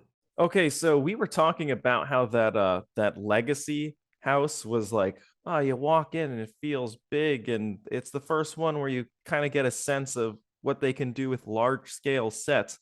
This one fucking dwarfs that house, because you walk in, you're in like a literal, like, okay, here's the problem with the Chupacabra one. When you walk in, it does not feel like a village. It feels like Matt was saying, high school musical set.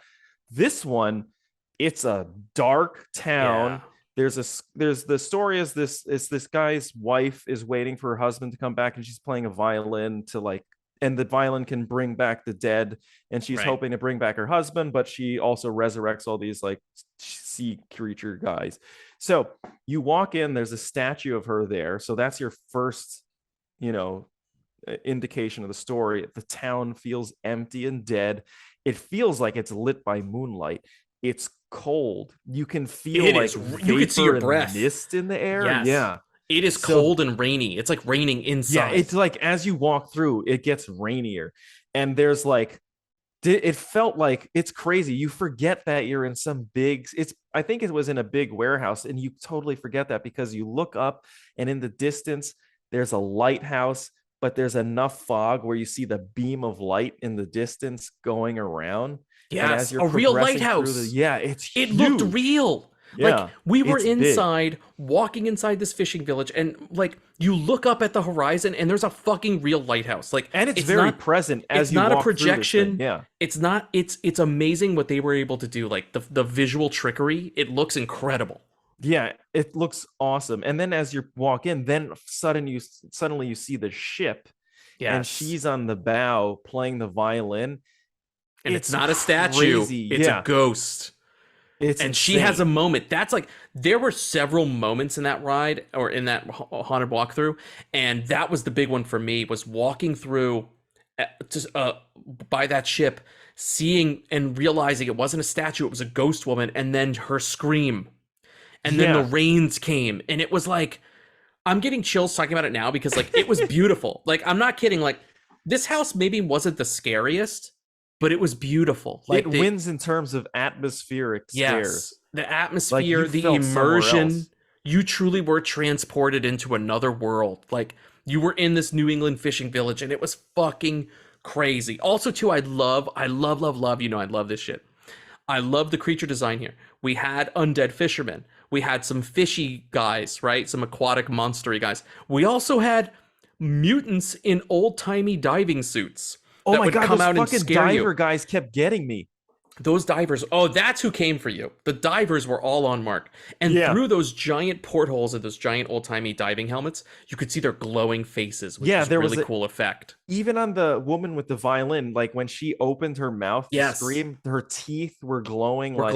This greenish. It was fucking incredible. Awesome. Every element, effects, sets, costumes, monsters, creature designs. It was like all a 10 in this house. Everything was a 10.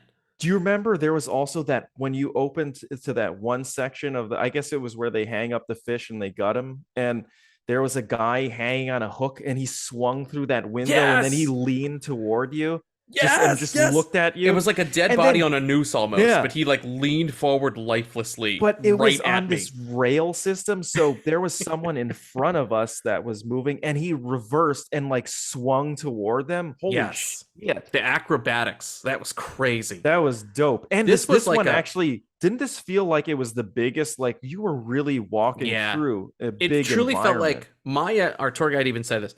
He's like, I saved the best for last.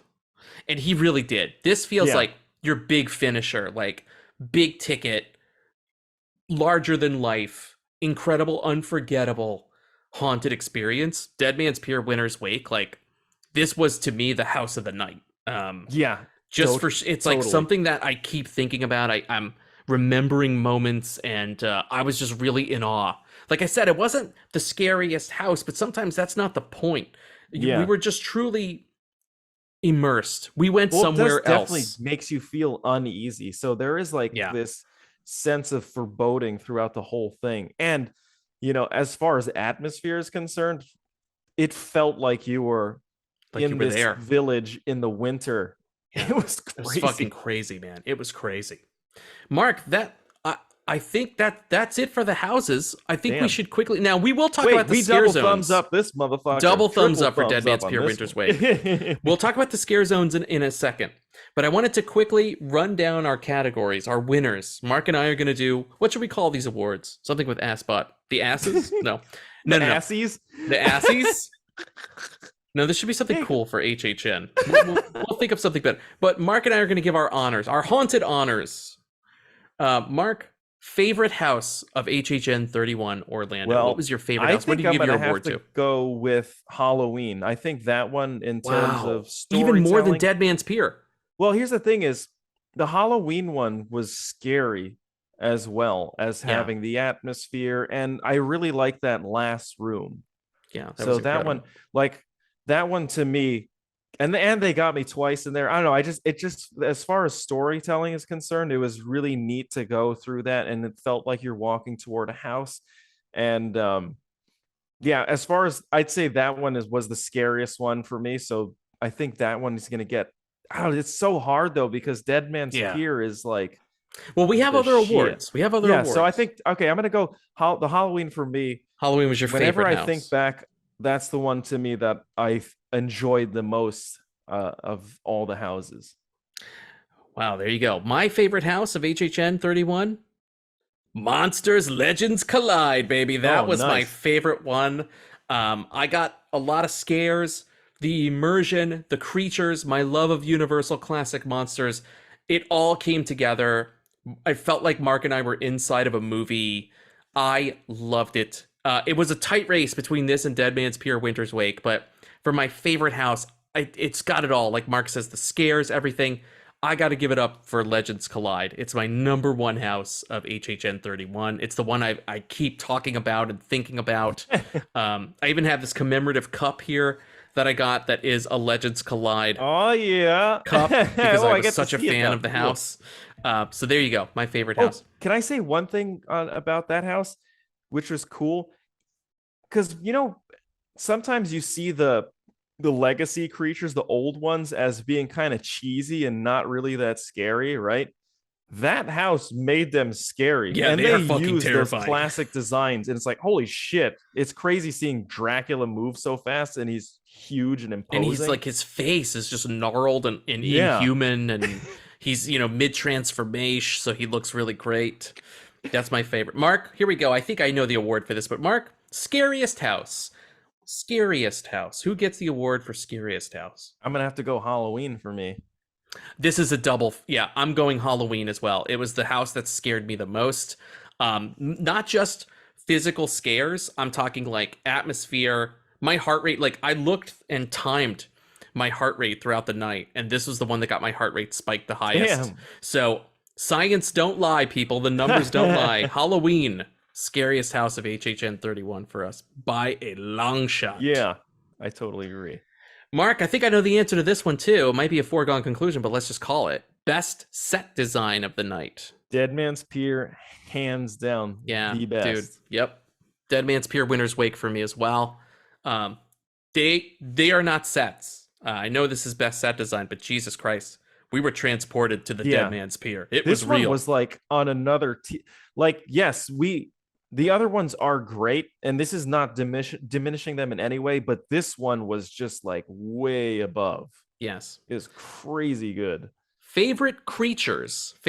Now, this can be from any of the houses, but which house had your favorite creatures? Oh, actually, that one's easy for me. I'm gonna go with Descendants of Destruction. I love those like weird mutant fungi people at the end, because they had like the makeup was dope. It used that the black light effects to make them really Yeah. pop out. So yeah, I think Descendant of Destruction, those final guys, the final form of the mutants, was my favorite.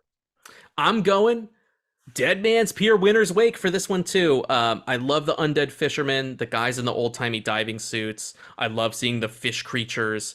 This was a win for me in terms of ingenuity of design with this cool effects with the old-timey diving helmets, but also the creepiness of the physical makeups of seeing the undead fishermen and how gross they are. They're covered with barnacles, some of them. Yeah. Awesome makeup here. Dead Man's Pier for me wins. By the way, creatures. that was a really cool detail. There was like barnacles everywhere. Yes, totally. Very neat. Here's an open one. Most fun. What was the most fun you had in a house? It could be laughing, scare. What was the one you came away with and said, that was the most fun I had in a house? That's a tough one. Can you go first on this one? I'll go first. Think. Let's see. Bugs Eaten Alive is going to be my pick because we laughed so much in this house, Mark and I. We were also just loving all the set pieces, but I felt like we had the best time in this one. Like, this is the one that I kept thinking I just had the most fun in. There were so many memorable pieces and so many disgusting moments and lots to laugh about. Again, this is a more of an open category, but I would say Bugs Eaten Alive is going to get my award for most fun. You know what? I might have to agree with you because you're right. It was fun. And also it had like a good variety. It wasn't just like bug. Yes. It was like Yes. larval state, various states of morph.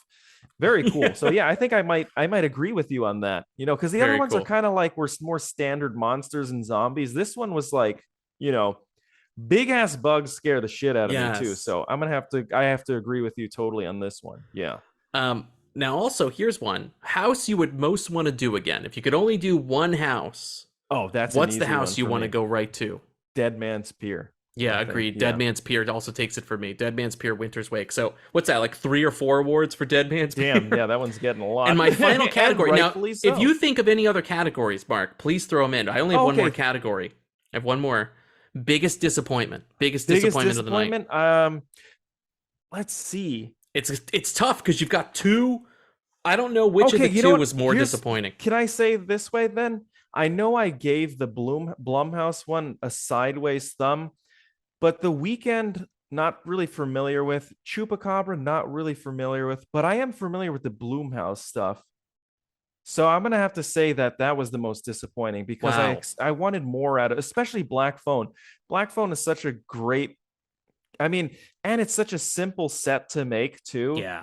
Because was really only like the downstairs and the house upstairs, so they could have done a lot with it and be economic. So I'm gonna say, because I saw the movie and you know we both enjoyed the movie and you especially, I'm gonna say that was my that was the most disappointing to me because I Well had no said. expectations of the other ones. You know. Well said.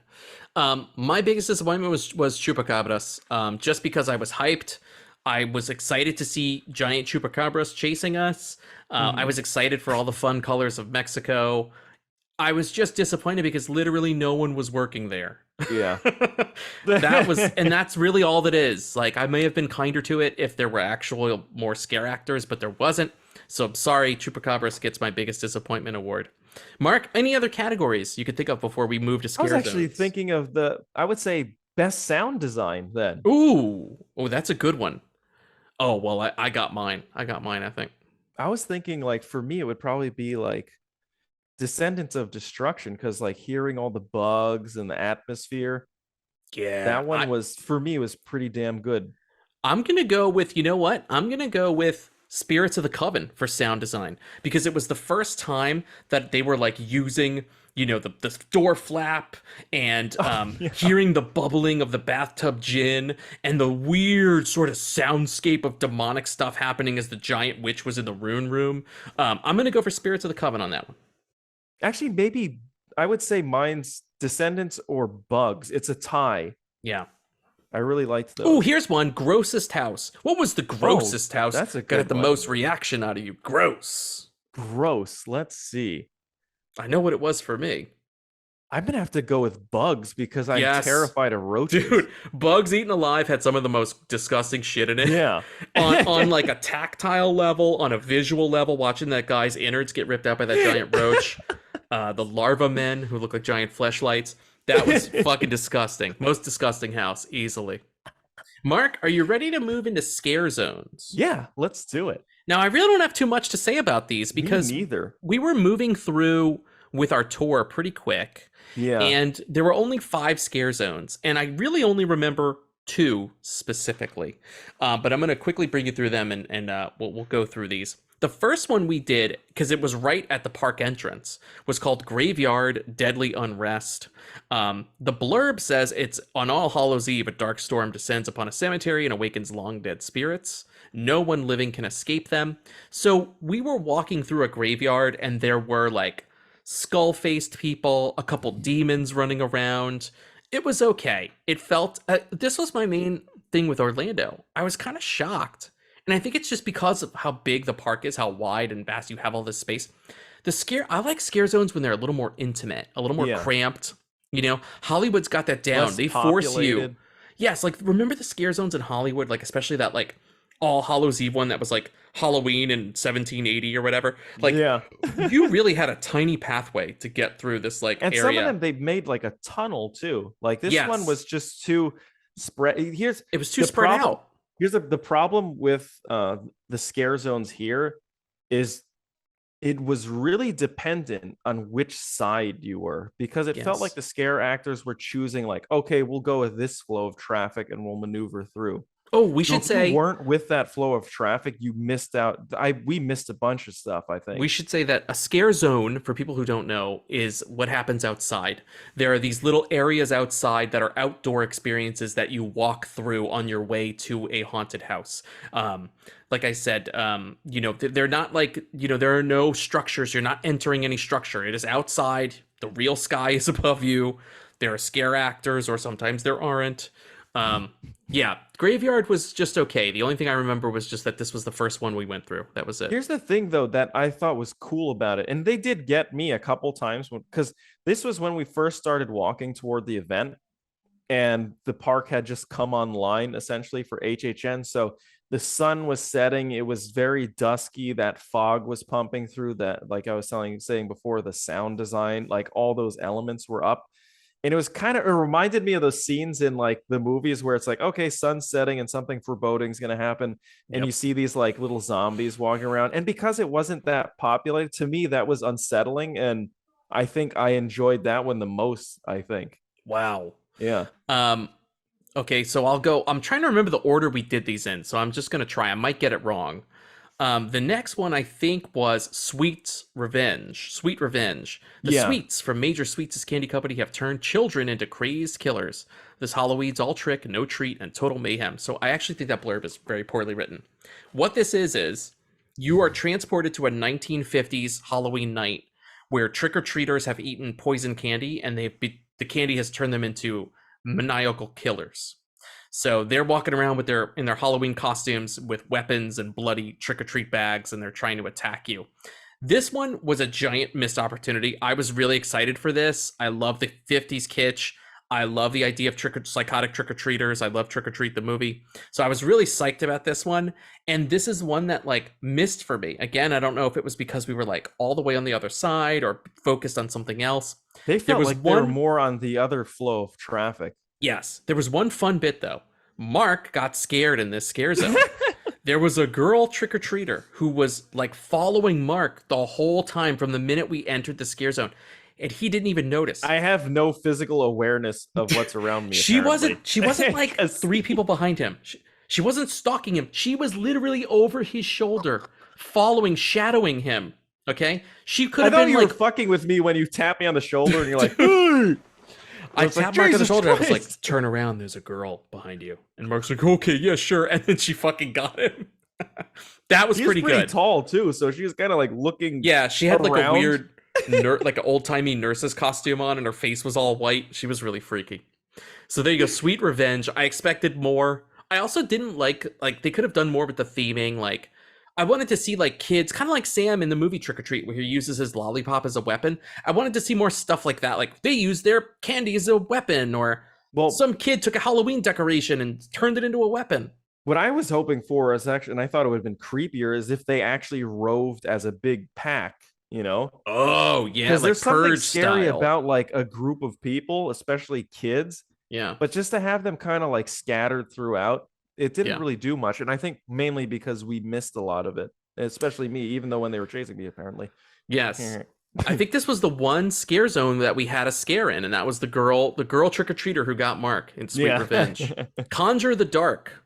On the first All Hallows Eve, an evil sorceress called forth monstrosities, Mark monstrosities, if you will, from dark dimensions. Now your blood will fuel them. So I was disappointed because we missed all of this. This has like a show component where the sorceress comes out. She does a whole thing, like a ceremony, and they sacrifice a girl. And it's like very like, you see these old timey demons. It's supposed to be like the birth of Halloween. I love the way the demons look, the costumes, the makeup, and I ran into a couple of them, even outside of the scare zone, which was weird. I actually ran into a Conjure the Dark demon in the Graveyard Deadly Unrest scare zone, because I guess he was walking to work. I don't know. But I missed all this. Because as we were walking, we were getting to other houses, and I was like, "Fuck, I want to come back and see." We basically just blew through this one, and that's what we should have fucking done. We were dog tired by the end of the event, but that's what we should have done. Like once we had done all the houses, we should have been like, "All right, pick the 2 scare zones you want to return to, basically." And especially this one that had a show bit. I wanted to see her sacrifice the Virgin. We missed all of this shit. Like I saw the sorceress from afar, and I ran into the demons. It was like just about to start too, and we were like, and onward. Yeah, we missed it. Well, look, I wouldn't trade RIP Tour for the world, because that's the only way you can see all these houses. I love it, but what sucks about it is I wish they would take a little more time to be like, all right, if you know there's a bit in the scare zone, we're gonna hang out so you could see it, and then we're gonna move on. I wish they had done that. I felt as though, by the way, it's no offense to our guide. It's not at all. It's done in a way to like make sure everyone's comfortable. But I would have preferred if we were like, hey, do you want to watch? I wish we watched that show instead of like spending 30 minutes like at the refreshment place. You know what I mean? Yeah, agreed. Like, let's stop at Conjure the Dark. Let's see this virgin sacrifice, and then we move on and get a Gatorade, Next one. This was my favorite one. Scarecrow Cursed Soil. That one was dope. At an abandoned farm, scarecrows have risen from the crust of the earth to hunt you and seek revenge. They'll harvest your screams. Now, you can actually see a bit of this. I put up a bit of this on Instagram. So if you go to @TheMattMarkMovieShow, this is what we're walking through at the end as we were exiting. You can see it in our stories or our highlights. If you go to our profile, you can click the highlights. Mark probably has way better footage than I do. So when Mark's mini doc comes out, stuff. But this one was cool, man. All these like scarecrows would leap out of outhouses, and some of them had like corn husks for fingers. The designs were cool. They built like a little barn, and they also had like, there was some bit of cornfield, and they had these like scarecrows on crosses. It looked cool. It was cool. Very neat. It was especially very cool. with that big guy in the center. Yes, I love when they do that, when they have the stilt walkers. Yeah, like, because again, I don't like giant shit. So like, if something's super tall, it freaks me out. And just seeing those giant stilt walking scarecrows over you was so awesome. I love the design. I love the aesthetic of this one. It's a great idea. Why haven't we had an all scarecrow horror movie is my question. That way, you know what, to be honest, I really hope, because you say they turn these into houses, that would make a really cool one if they're like going through cornfields. It's funny that you say that, because this year in Hollywood there is a scarecrow house called Scarecrow the Reaping, and it is basically this as a house. Oh shit. So there you go. Damn, we gotta hit both next time. We gotta hit both, goddammit. And our last scare zone, Horrors of Halloween. It's all about the Pumpkin Lord, the spirit of Halloween, who has taken over this year's event, summoning hordes of fiendish creatures. Terror has taken root. I don't remember a Horrors of Halloween zone. All I remember is the Pumpkin Lord. If he had a scare zone around him, I missed it. Matt was like building it up too. He was like, there's gonna be some big thing, and it's gonna be this. And actually, to be honest, he was right. This thing is huge, and it's cool. It is big. The Pumpkin Lord was awesome. The Pumpkin Lord was cool, but sometimes it felt there was like way too much of a delay between the he took like a break between his shit talk. Like 5 minutes, and then we get fire, and then the fire goes away, and he puts his arms down, and you're just standing there like. And then like a minute later, he'll say something. He's like, I am the Pumpkin Lord. You've come and disturbed me on Halloween. That his mask, though, and the mouth movement looked really good. So apparently the Pumpkin Lord, Maya, our tour guide, was telling us, he was like that big set piece, that climactic set piece in a house that we're talking about, like the witch and spirits of the Coven. He was that in a pumpkin themed house last year. Could you imagine walking into a closed room with the Pumpkin Lord That's towering the over finale. you? That would be Right? cool. So he was so popular apparently in that house, they decided to make him kind of the figurehead of HHN 31. And he really cool. owns it. I love the voice, I love the look. The actor that plays does these great physical motions, very theatrical. The Pumpkin Lord also just looks badass and needs a movie. Stat. What did they say? Is that they're called icons or something? Icons. Or is that something Yes. different? Yeah. No, you're absolutely right. There are icons. That's what they're called. Icons. Man, I love the whole culture behind all this. Yes, the culture of HHN is pretty nuts, right? It's so detailed. That too. was it, Mark. Again, it's hard to talk about the scare zones because we really missed them. I think we didn't get a good. We didn't get a lot of for them. Yeah, but they were cool. The two that I would say my favorite one, I think, was probably by default, was probably Scarecrow Cursed Soil because it had the most. Same here. I think to do. It also had a cool look and feel because you had those lights coming through the barn. Sweet Revenge was fun only because that girl scared Mark. Yeah. Mark, dude, that's a wrap on HHN 31. Wow. Damn. Wasn't that? It was fucking amazing. That was super. It was super fun to relive all those experiences because it is. If you're a big fan of horror films and you love Halloween, this is like. Well, this actually plays into a question we got. You can write us questions, at the Matt and Mark Movie Show on Instagram, or you can email us questions. And we got a question from our buddy Tommy Nuggets. Oh, nice. Hi, Tommy. Tommy asks, how much do you recommend other horror heads who've never been to make the pilgrimage to HHN? Tommy, if you have not been, you have to go.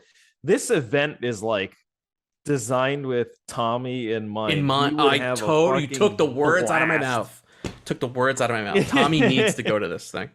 I think he would have dude, brother, Tommy, if you're listening to this, you would have a blast. This to be fully immersed in this level, I would say, of Hollywood haunted or Hollywood horror movie set design is gonna just make you so happy, dude. And it's also just fun as fuck. I can, by the way, just picture Tommy like laughing his ass off and totally through all these experiences. But you gotta go with people who want to be there, because I can see it being a nightmare if you go with someone who's not into haunted houses and stuff. You gotta go with somebody who's down. You gotta go and be ready to walk, my friend. Wear comfortable fucking sneakers.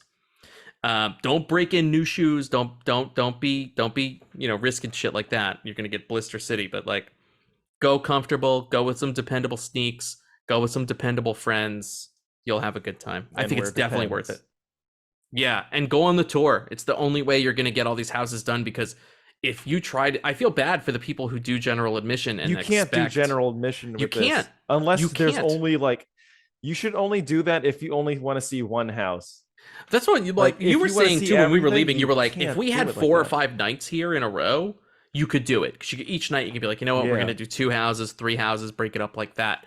But if you're there for a limited time, RIP tour, or at the very least, Express Pass is the way to go. If you want to do half, then I'd say if you want to see half of them, like you're not interested, probably in Express Pass each night. Just do Express Pass, yeah.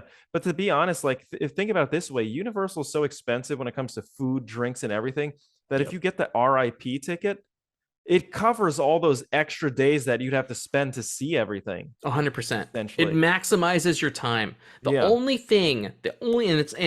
it's really just like a note. It's not even a knock. It's a note. I wish they took more time in the scare zones. Like, they're in such a rush to get you to each of the houses. Like, I would have loved to have seen the Virgin Sacrifice and Conjure the Dark, or to have a little more time in Scarecrow Cursed Soil or Sweet Revenge, like just to get the most out of those scare zones, because I really missed that as part of my experience this year. I loved that in Hollywood, because it was like you would exit a fun house and then get terrified. You're in a scare zone. Yeah. Like, it was great. I loved the setup of that. That's actually one thing I'll say. In Hollywood, when they say scare zone, that's what it is. It's like, it feels like a scare zone. Here, it's sort of like, oh, it could have been, it could have, was it not? Yeah. Like, it wasn't as distinct as in Hollywood. Hollywood, they really like, it almost felt like it was definitely attached to the house in a way. Or you maybe know? they need more scare actors in their zones or something. There's something weird with it that Yeah. doesn't quite connect for me. I think if you're a pass holder who's there every fucking weekend, you can get the most. Like, I could see going to a couple houses each night. Okay, next weekend we're just going to do scare zones and spend time in scare zones. Like, you could really make the most of it. But for the rest of us who don't live there and aren't pass holders, you got to up those scare zones Yeah. because you miss the bang for the buck a little bit. It even felt like people were like chilling in the scare zone. Yes. You know what I mean? Yes, you be a shouldn't- place you where shouldn't you be can safe. just like have a drink and like, you know, have a big gulp and just watch other people get scared. It just loses its, you know, the fright factor. Thank you for that question, Tommy. We have another question from our buddy Ben H. He's back. Nice. Ben H said, question, if you two roomed together on the trip, who farted more in the room? Dude, I have to say, I don't know what the fuck I ate, but I had some like crazy diarrhea. So my apologies to Matt. And of course, this fucking stupid ass place. By the way, the hotel room was great, but the bathroom was like a nursing home bathroom. There's no ventilator fan. I don't know what the fuck. My ass exploded, and I was like, "Geez!" I was afraid to open the door. I was like, "God damn it!" Anyway, I'm gonna nominate myself for most farts. Most farting at HHN 31, Mark. I definitely did That's my fair share of award. farting in the room. I farted. I feel like I farted a lot when Mark and I were watching Star Trek Next Generation, as you do. We were hanging out watching Next Generation, and I was farting a lot. But yeah, I would say probably Mark takes the honors there for sure. Sorry. Thank you, Ben H, for that. But we ate Artful question. cafeteria food the whole time. We did eat cafeteria food the whole time. So we stayed in this hotel that had like, it was like a commissary, but it's basically a cafeteria where you go and you collect your food. But that food was fucking good. Oh man, it was fire. It was that good. ahi tuna meal and it was like $14. Brave for an of ahi Mark tuna. to choose an ahi tuna from the cafeteria, but it was Yeah, good. then my flight was pretty intense. It was eventful because of the ahi tuna. They heard you in the bathroom and it was like, ahi. Thank you for that, Ben H. We have one last one. This is an email sent in from our buddy Patrick M. Good old Patrick nice. M. He says, "Dear Matt and Mark, this is a wreck." He says the way some sitcom characters celebrate, decorate, and have access to elaborate costumes are sometimes unrealistic yet still entertaining. I enjoyed watching a lot of Home Improvement in the past. I'm bringing this up because we talked about Home how Improvement fucking weird is that? on our trip. Patrick M, you don't even realize. Psychically, you connected to us. That is crazy. Mark and I were talking, dude, we were going at the hotel like two assholes, and we were talking about Home Improvement. We talked about Home Improvement every day. I don't know how we got on And that the video subject. game too. Oh, that's what it was. We were video talking about the game? Home Improvement Super Nintendo game that has nothing to do with Home Improvement. You're Tim the Toolman Taylor, and you use power tools to fight dinosaurs. I don't know why, how those two things connect. Anyway, that is so funny. Patrick M wrote in That's about fucking weird. Home Improvement. He says, I enjoyed watching a lot of Home Improvement in the past. The production value on the show is famously high for a few episodes every season. I remember their Halloween episodes feeling like a big deal. So I rewatched all 7 of the Halloween timed episodes Wow. recently on Hulu. I'm happy to report 5 of them are very enjoyable. There are some family-friendly primetime fun to be had for those of us who like to pay attention to decorations, makeup, and costumes. This is the numbering according to Hulu. He says season 2, episode 6, where Brad's friends have a party at the house and Tim decorates the basement. That sounds awesome. Season 3, episode 6, Tim is afraid he has a stalker. Season 6, Whoa. episode 7, Tim and Jill try to scare Brad and Randy. Season 7, episode 5, Mark makes a scary movie with the family. Season 8, episode 6, Tim is afraid a witch did it. Kind of spooky if you think about it, Patrick M says. Oh Very shit, good. that's another phrase from Good my callback, cousin. brother. Good callback. Damn. Patrick M coming in with the hot psychological fire. He psychically linked to us and knew we were talking about Home Improvement on our trip. I can't wait, dude, because I've watched Treehouse of Horror. I talked about this on the show. I've watched Treehouse of Horror every Halloween. I need a break. Maybe I'm gonna follow Patrick M's lead here, and I'm gonna watch Halloween episodes of Home Improvement this year. That actually That's what I'm gonna sounds do. pretty dope. And look, I'll I've send you never this seen breakout them. if you want. I'll send you this breakout that he sent us Oh, yeah. of the actual episodes. Thank you for that, Patrick M. Thank you, Refund Pod. All right, so I said I was going to start small and go big. Mark, it don't get much bigger than this. I got a special birthday message while we were away. Somebody set this up for me. From one of my personal icons, Joe Bob Briggs, from The Last Drive-In and Monster Vision, and I'm gonna play it now. Here we go. Shit. This is not someone doing an impression. This is the real Joe Bob Briggs. Let's take it away. Hey, Matt, happy birthday, man. Congratulations on getting that horror movie podcast up and running. We can never have too many horror fans, horror critics, horror devotees. And thanks for the nice words about Last Drive-In being your inspiration for that. You know, one thing you should consider doing is having a 1983 marathon on your birthday one of these years. I do this thing called Drive-In Astrology, and your birth year may be the most awesome year in the whole history of horror. Of course, you don't know that because you were too busy being born, but I was actually in the theaters that year, so let me tell you what you missed. We had Sleepaway Camp, the second movie I ever hosted on Shudder at the very first marathon, starring Felissa Rose. We had Videodromes, kind of a weird beard classic David Cronenberg thing. Not one of my favorites, but it had James Woods in it. It had Debbie Harry. We had Chained Heat, one of the best women in cages movies with Linda Blair. We had two great Stephen King movies, Christine and Cujo. Cujo is more popular than Christine, but not with me. I think it should be the opposite. I think Christine is great. Remember that Bad to the Bone title sequence in Christine? That was wonderful. We had Grizzly 2, The Predator. Only kidding about that one. Not Charlie Sheen's finest moment. We had House of the Long Shadows with both Christopher Lee and Vincent Price. We had The Hunger, David Bowie, Catherine Deneuve. Was that movie ahead of its time or what? The Keep, which is pretty much Michael Mann's only horror film.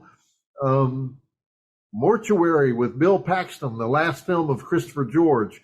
Mountaintop Motel Massacre, Louisiana film that never got the respect it deserved. Doris Wishman's forgotten film, A Night to Dismember, Of Unknown Origin, the killer rat flick, Psycho 2, one of the most controversial sequels ever made, Something Wicked This Way Comes with Jason Robards and Pam Grier and many others, and of course, who could forget Jaws 3D? Actually, everybody forgot Jaws 3D, but I digress. You can do a lot worse than celebrating your birthday by binge watching 1983 horror. But whatever you do this year, remember, you're a drive-in mutant, and as a drive-in mutant, you are required to party like a jungle animal. That's part of the drive-in oath, and I do enforce that. So have a great one, Matt. Holy fucking shit. That was the real Joe Bob Briggs, the host of The Last Drive-In and Monster Vision, one of my personal heroes. I've watched this video like 50 times because I love that Joe Bob doesn't just tell you happy birthday. Joe Bob like basically did a whole Last Drive-In segment just for me.